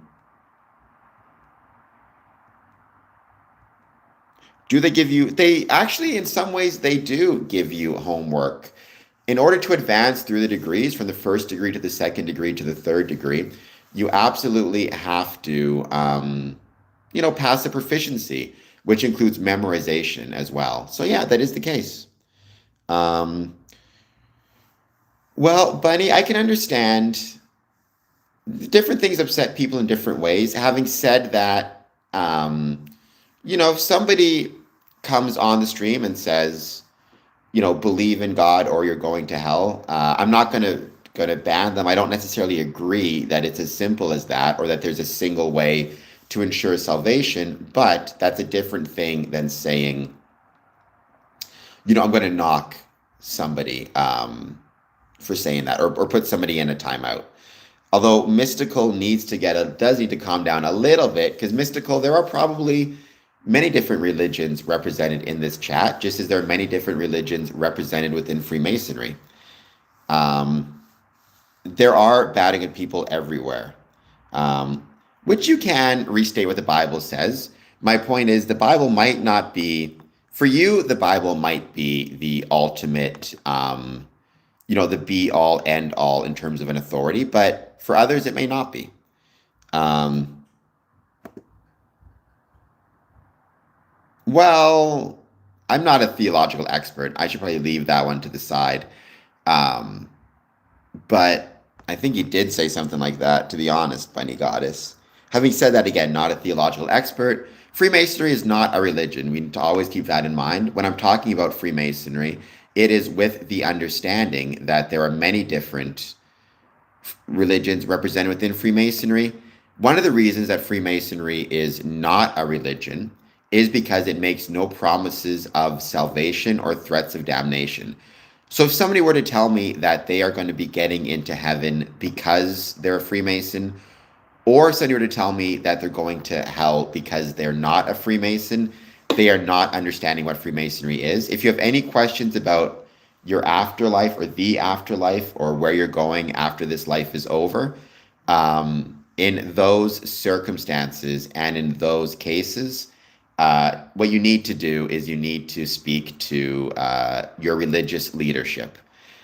Travis, you know what's crazy? That you have not hit the like and subscribe button yet. That's what's crazy. And if you did, then thank you so much. But please hit the like button. Please hit the subscribe button. I'm one subscriber away from 3,520 subs. Big C, I missed you too, but you are strange, so be less strange. I'll take the like, take what I can get.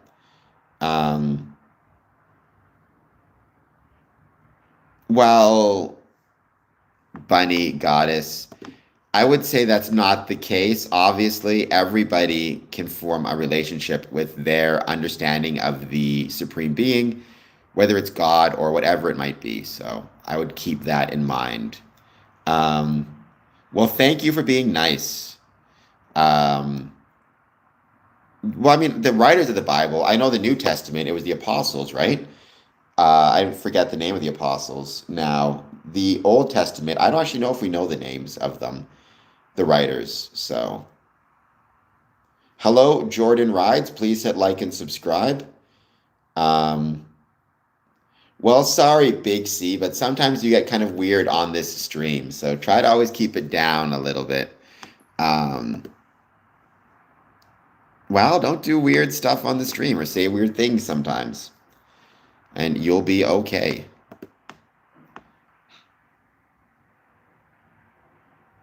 Uh, well, thank you, Travis the Pirate. I appreciate that. Do you have any questions about Freemasonry or any thoughts on Freemasonry? Again, positive, negative, or neutral. I'd love to hear them.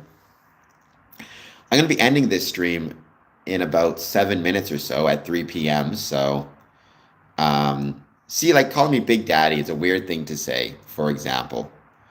Um, Freemasons are not racist. Freemasonry welcomes men of all different races, ethnicities, backgrounds, religions, languages, political beliefs, religious beliefs. It's about tolerance for others. Um, it's probably some evidence, but I don't know what it is off the top of my head. Um,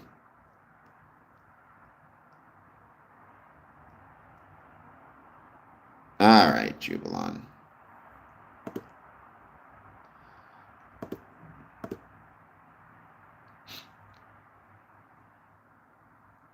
There were many Black Masons, Travis the Pirate. One of my earliest worshipful masters was from Africa. He was black. There's also Prince Hall Freemasonry, which was initially started for black men in America, African Americans, as well as black Canadians. And it exists all around the world and was a kind of a black fraternity. But yeah, Freemasonry, I mean, I've known black, white, Asian, European, First Nations, Indigenous, etc., etc. Um, I come live all the time. I am Mitt01. If you are um, not seeing me live, it's probably because you don't have your um, it's probably because you don't have your notifications on. So what you need to do is you need to make sure that when you subscribe and hit the subscribe button, you also turn on the notifications bell. That way, anytime I come on live, you'll get a notification and you can come see me. Um, oh my gosh. Yes, the Freemasons are LGBT friendly. Which country in Europe would you like to travel to? That's a good question. Well, I've been to England and Scotland, and both of those were absolutely incredible and beautiful. If I could pick one other place right now, that's really tough. Spain would be incredible. France, Ireland. I'm not sure. Travis the Pirate, if you want to be a Freemason, to be one, ask one. You need to find a Masonic lodge in your area, approach them, and express your interest in joining. So that's kind of the way you do it. I don't know where you live or what the closest Masonic lodge to you is. You can send them an email, write them a letter. That's the first step, and you go from there. Um, Oh, if I had to teach, I mean, I would obviously try to teach a course on Freemasonry if I could. Or honestly, maybe civic engagement might be a good way to think about it. I think teaching a course on civic engagement could be really fun, and why it's so valuable. I would probably use, for example, Bowling Alone by Robert Putnam as my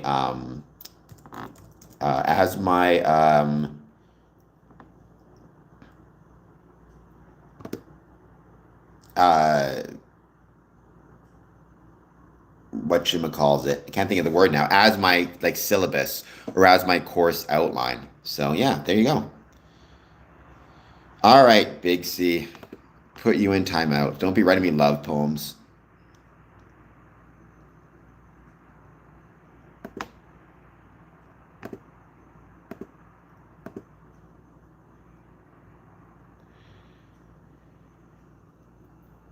So, Travis the Pirate, if you're the worshipful master of a lodge, you have to wear hats. You have to wear the hat as a worshipful master. That's true in the States. That's not true in Canada.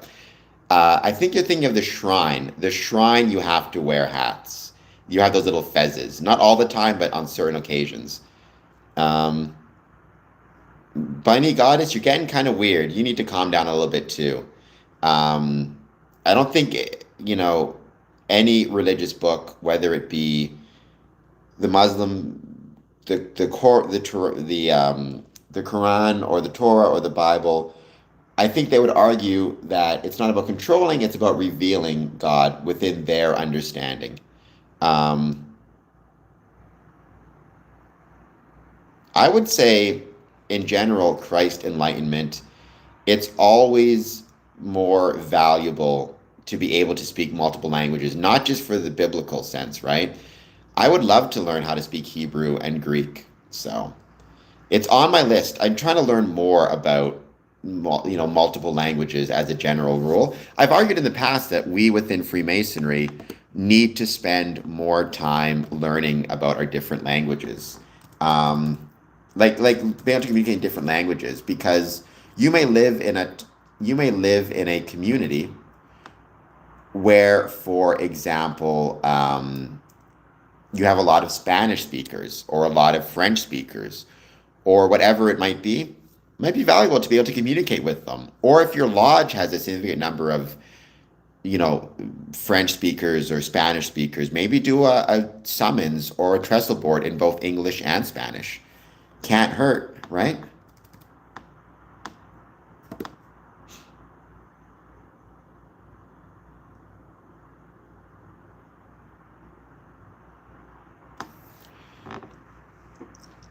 Yes, Chris Lyman. So again, wouldn't it make I loved the uh, Freemasonry in Mexico. I was in Puerto Vallarta and Nogales, and both were really, really cool. Um, well, interesting enough, Mark Travis, a lot of people argue that the very first stone mason was actually Nimrod from the Bible, because he was there building, or not building the Tower of Babel. But to me, Nimrod was using, Nimrod was ultimately using mud, bricks, and clay as opposed to like stone. So I don't know if he would count as a stone mason. But there you go. The man known as JR. Um, all right. If Bunny Goddess and Mystical don't start calming down, I'm putting you guys both in timeout. How about that? Um, 'Cause it gets kind of tiresome in the chat when it's the same thing repeatedly. Having said that, I'm going to be ending this stream shortly. Keep in mind, though, again, within Freemasonry, there is no, there's no religious requirement. We have many Masons and many different faiths and many different beliefs. Well, what do you think, Mr. Keeps? Do you think Nimrod was the first stonemason? Like, if you had to define the first stonemason, would you consider it to be Nimrod, even though he used clay? Um, Thoughts on Gobekli Tepe? I don't know enough, but I think it's really cool. I think what it demonstrates, more so than anything else, I've talked about this in the past, is the value of stone to humanity, including the ability to use stone to create permanent structures. By having permanent structures, particularly permanent shelter, it meant that we were able to engage in agriculture, which improved our diet. It meant we were able to set down roots. And instead of constantly focusing on just moving from space to hunt our food and being completely dependent on what nature provided, we could actually um, we could actually focus on developing a culture, developing language, developing technological innovations. That's not to say hunter-gatherer groups did not have their own very valuable types of culture as well. I'm not suggesting that. What I'm suggesting, though, is the ability to use stone to create permanent structures. It allowed for agriculture. It allowed for a focus on things outside of baseline survival. It increased caloric diet, right? So when you think about, I've said it a million times, Freemasonry is definitely onto something when it talks about the importance of stone as a metaphor for humanity. The story of humanity, really, you could argue, is the story of stone and stonework. I mean, going all the way back 3 million years to when our human ancestors first, first picked up a stone from the plains of Africa and shaped it into a tool. We have been using stone ever since to help us with our evolution, to help us grow, to shelter us, to protect us. We've been using them as weapons. We've been using them to record knowledge. We've been using them for minerals. We've been using them for technological purposes, for agricultural purposes, for shelter. And so maybe when Freemasonry talks about the value and this, of stone, or stone as a metaphor for the advancement of humanity, it's really onto something for whatever it's worth. Zero, zero, because that would be unhygienic and illegal. Um,